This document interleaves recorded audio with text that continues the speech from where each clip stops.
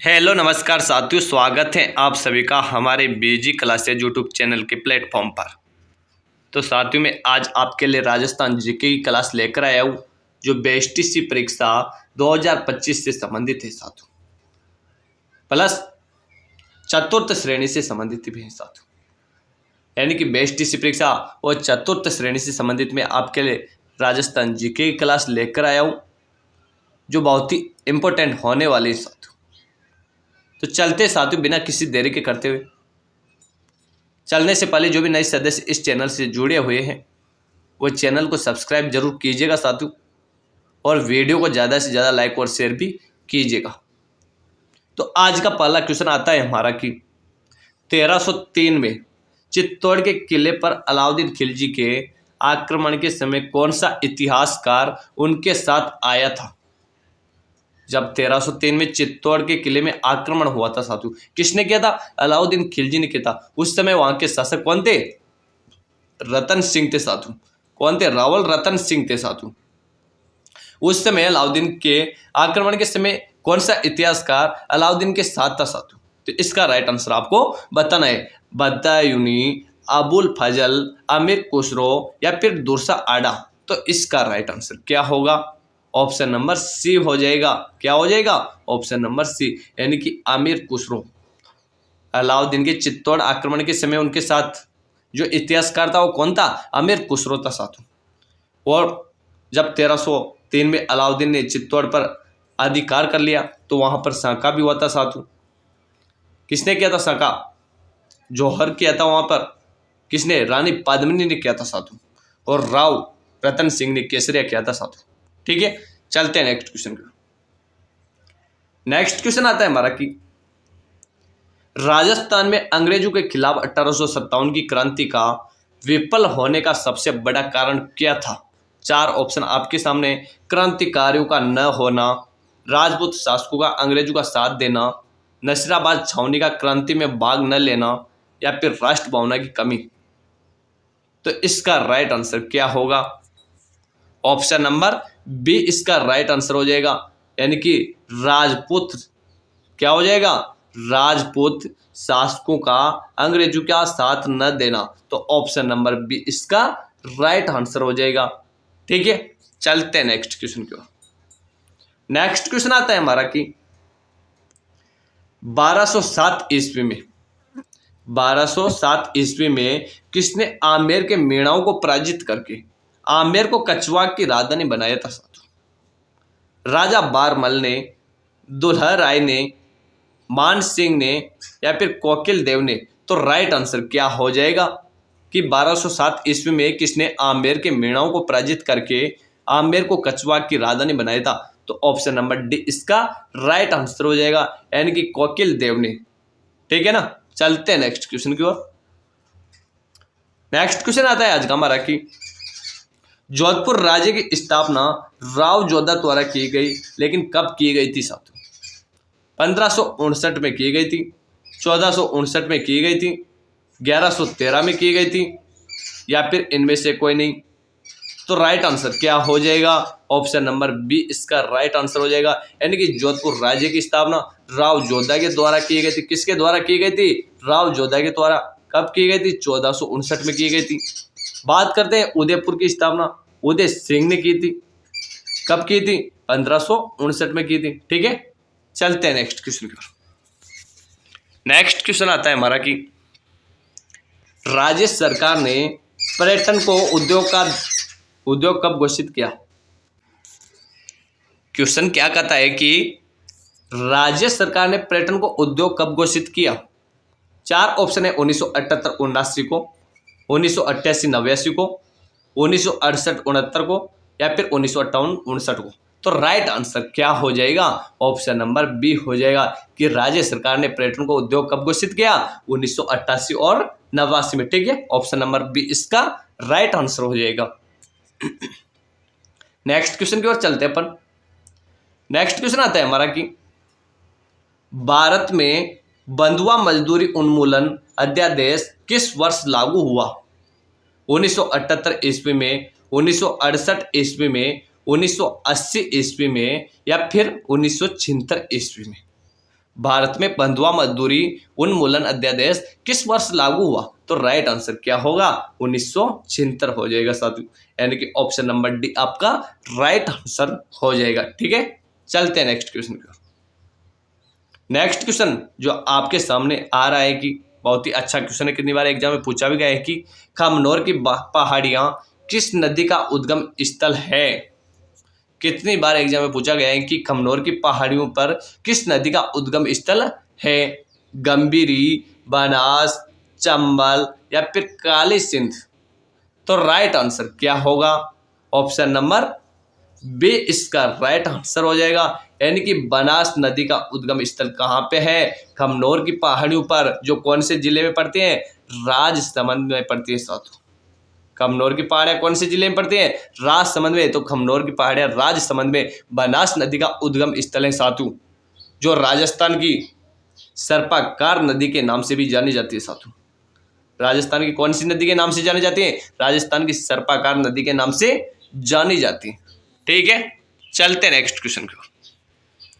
Next question आता है जो आपके सामने है कि कोकरा की पहाड़ियां किस जिले में स्थित है? उदयपुर में, सिरोही में, अजमेर में या फिर राजसमंद में? कोकरा की पहाड़ियां किस जिले में स्थित है? इसका राइट आंसर बताइएगा आप। तो राइट आंसर क्या हो जाएगा इसका? ऑप्शन नंबर सी हो जाएगा, यानी कि कोकरा की पहाड़ियां कहाँ पे स्थित है? अजमेर में स्थित है साथियों। कहाँ पे है? अजमेर में, यानी कि ऑप्शन नंबर सी इसका करेक्ट आंसर हो जाएगा। ओके, चलते हैं नेक्स्ट क्वेश्चन की ओर। नेक्स्ट क्वेश्चन आता है हमारा कि भारत का सबसे बड़ा शिलालेख है। भारत का सबसे बड़ा शिलालेख है प्रयाग प्रशस्ति, राय सिंह प्रशस्ति, राज प्रशस्ति या फिर कीर्ति स्तंभ प्रशस्ति? भारत का सबसे बड़ा शिलालेख है, तो इसका राइट आंसर क्या होगा? ऑप्शन नंबर सी इसका राइट आंसर हो जाएगा, यानी कि राज प्रशस्ति। ऑप्शन नंबर सी इसका करेक्ट आंसर है। सबसे बड़ा शिलालेख कौन सा है भारत का? राज प्रशस्ति। ओके, चलते हैं नेक्स्ट क्वेश्चन। नेक्स्ट क्वेश्चन आता है हमारा कि इंदिरा गांधी नहर परियोजना का प्रमुख उद्देश्य क्या है?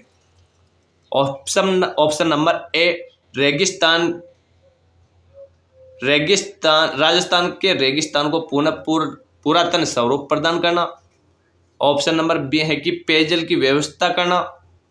ऑप्शन नंबर सी है कि सिंचाई हेतु जल की व्यवस्था करना, या फिर ऑप्शन नंबर डी है कि उपयुक्त सभी। तो राइट आंसर क्या हो जाएगा? ऑप्शन नंबर डी हो जाएगा साथियों, यानी कि इसका राइट आंसर क्या हो जाएगा? उपयुक्त सभी हो जाएगा, यानी कि राजस्थान के रेगिस्तान को पुनः पुरातन स्वरूप प्रदान करना भी है, पेयजल की व्यवस्था करना भी है, सिंचाई हेतु जल की व्यवस्था करना भी है, यानी कि ऑप्शन नंबर डी इसका करेक्ट आंसर हो जाएगा। ठीक है, चलते हैं नेक्स्ट क्वेश्चन।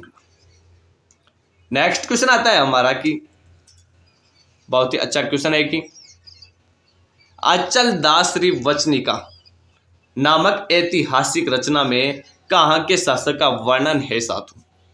सिवाना, जालोर, गागरोन या फिर जोधपुर? तो राइट आंसर क्या होगा इसका कि अचल दास श्री वचनिका नामक ऐतिहासिक रचना में कहाँ के शासक का वर्णन है साथियों? तो ऑप्शन नंबर सी इसका करेक्ट आंसर हो जाएगा, यानी कि ऑप्शन नंबर सी इसका करेक्ट आंसर हो जाएगा, यानी कि अचल दास कहाँ के राजा थे? गागरोन झालावाड़ के। तो इनकी जो रचना है एक भी कहाँ के शासक की है? गागरोन के शासक की, सीधी सी बात है। तो ऑप्शन नंबर सी इसका करेक्ट आंसर हो जाएगा। ठीक है, बात करते हैं गागरोन कहाँ पे स्थित है। तो ये कहाँ पे स्थित है? ये झालावाड़ में स्थित है साधु। ठीक है, चलते हैं नेक्स्ट क्वेश्चन की ओर। नेक्स्ट क्वेश्चन आता है हमारा कि उदय सिंह के साथ चित्तौड़ छोड़ने के पश्चात पन्ना दाई को किस स्थान पर आश्रय प्राप्त हुआ था साथियों? उदय सिंह के साथ चित्तौड़ छोड़ने के पश्चात पन्ना दाई को किस स्थान पर आश्रय प्राप्त हुआ था? कोमलगढ़, देलवाड़ा, बांसवाड़ा या फिर उदयपुर? राइट आंसर क्या होगा? ऑप्शन नंबर ए इसका करेक्ट आंसर हो जाएगा, यानी कि कोमलगढ़ में। पन्नादाय को किस स्थान पर आश्रय प्राप्त हुआ था? कोमलगढ़, जो कहाँ पे पड़ता है? राजसमंद में पड़ता है साथियों। कहाँ पे? राजसमंद में। ठीक है, चलते हैं नेक्स्ट क्वेश्चन।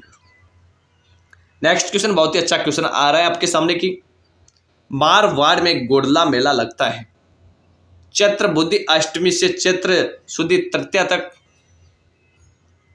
मारवाड़ में गुड़ला मेला लगता है यानी कि चैत्र बुद्धि अष्टमी से चैत्र शुद्धि तृतीया तक, फाल्गुन बुद्धि अष्टमी से फाल्गुनी शुद्धि तृतीया तक, ज्येष्ठ बुद्धि अष्टमी से ज्येष्ठ शुद्धि तृतीया तक, या फिर इनमें से कोई नहीं।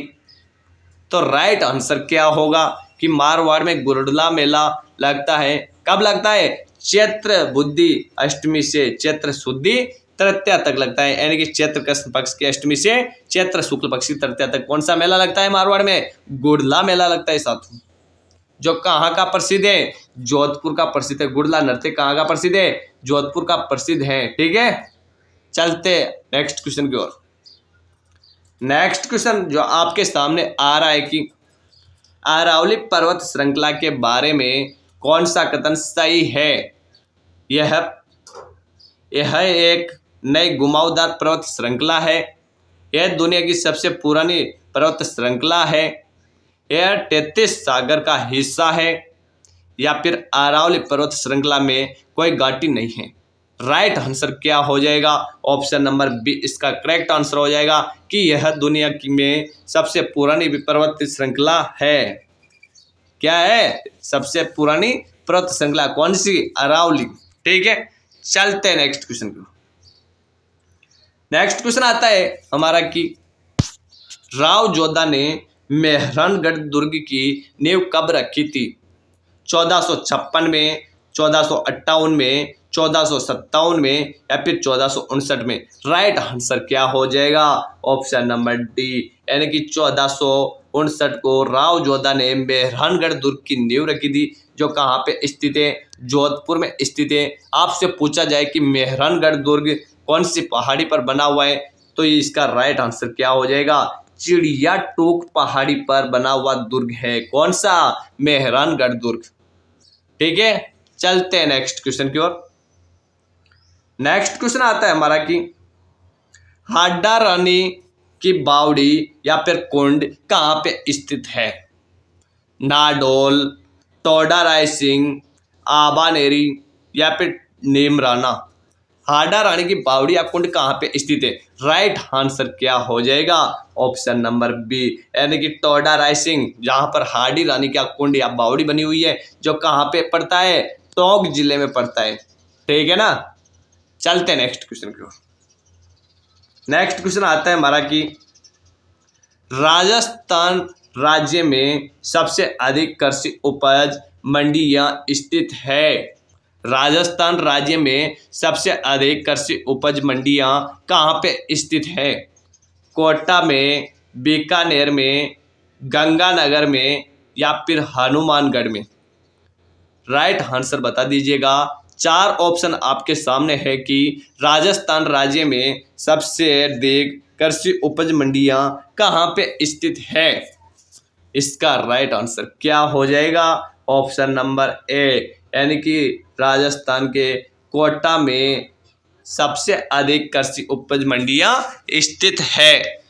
बात करते हैं कि कोटा पर जो चंबल नदी निकल रही है, उसी कारण यहाँ पर सबसे अधिक कृषि उपज मंडियां भी लगी हुई हैं। कोटा को शिक्षा नगरी के नाम से भी जाना जाता है। राजस्थान की शिक्षा नगरी के नाम से भी किसे जाना जाता है? कोटा को जाना जाता है। ठीक है, बात करते हैं कि औद्योगिक नगरी। राजस्थान की औद्योगिक नगरी किसे कहा जाता है साथियों? औद्योगिक नगरी के नाम से भी किसे जाना जाता है? कोटा को जाना जाता है साथियों। ठीक है, तो चलते हैं नेक्स्ट क्वेश्चन की ओर। तो आज के लिए इतना ही, मिलते हैं नेक्स्ट क्लास में। तब तक के लिए धन्यवाद। बने रहिएगा आप हमारे बीजी क्लासेस यूट्यूब चैनल के साथ। और अभी तक जिसने भी हमारे चैनल को सब्सक्राइब नहीं किया है, वो कृपया करके जल्दी से सब्सक्राइब कीजिएगा, ताकि आगे की आने वाली हर वीडियो की आपको नोटिफिकेशन ज़रूर मिल सके। और वीडियो को अपने दोस्तों तक ज़्यादा से ज़्यादा शेयर ज़रूर कीजिएगा साथियों, और लाइक करना न भूलिएगा। ठीक है, धन्यवाद, मिलते हैं नेक्स्ट क्लास में।